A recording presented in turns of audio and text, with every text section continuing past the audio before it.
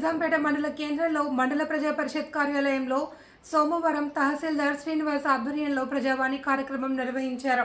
ఈ కార్యక్రమాన్ని జిల్లా కలెక్టర్ రాహుల్ రాజ్ పరిశీలించి ప్రజల నుండి దరఖాస్తులను స్వీకరించారు.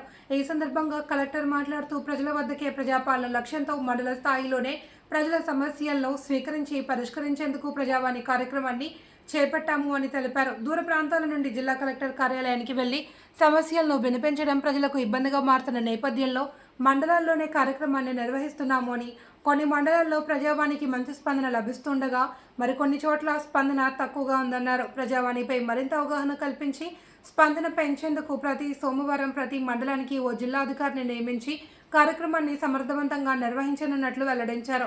ప్రజల అవకాశాన్ని సద్వినియోగం చేసుకోవాలి అని కోరారు.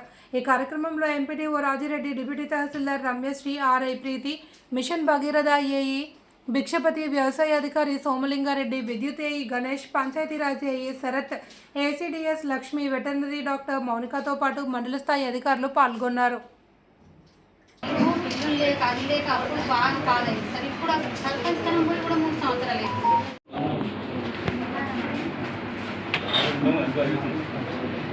ఇప్పుడు మీకు ఎంత జాగ్రత్త 70% మరి మీకు ఏం అమౌంట్ పడలేదా? అది పార్షల్ డ్యామేజ్ అదే గవర్నమెంట్ కదా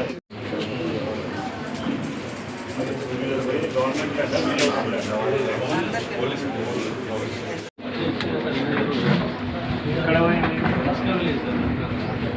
బోర్డ్ కట్టింగ్లో పోయింది.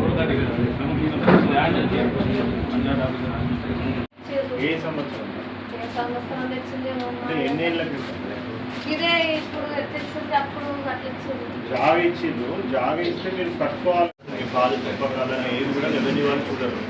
సో ఇప్పుడు ఎవరి పేరు నుంచి అయితే పట్టా ఉందో, మీ ఆస్తి తగాదాలు ఉన్న ఆస్తి సరిగా పంపకాలు జరగలేదన్నా కానీ సో ఆ గ్రీవెన్సెస్ అన్ని స్కీమ్స్ కి అప్లికేషన్స్ అన్ని అని కూడా వాటిని సెగ్రిగేట్ చేసి గ్రీవెన్సెస్ కి ప్రిఫరెన్స్ ఇచ్చి ఆ గ్రీవెన్సెస్ అన్ని కూడా మరి ఒక 2-3 వారాల లోపల అవన్నీ పరిష్కారం అయ్యే విధంగా ఫాలోఅప్ చేసి చూసుకోవడము, అదే విధంగా స్కీమ్స్ ఏమైనా ఉంటే కూడా ప్రభుత్వ దృష్టికి తీసుకొని వెళ్ళేసి ప్రభుత్వ ఆదేశానుసారం ఆ స్కీమ్లను కూడా తొందరగా లాంచ్ చేసే విధంగా కూడా చూడడం అనేది జరుగుతుంది. మరి ప్రజలందరూ కూడా ఇంకొకసారి విజ్ఞప్తి అంటే మండల్ వైజ్ పెట్టిన ప్రజావాణిని కూడా సద్వినియోగం చేసుకోవాలని ప్రజలందరూ కూడా విజ్ఞప్తి చేస్తాను.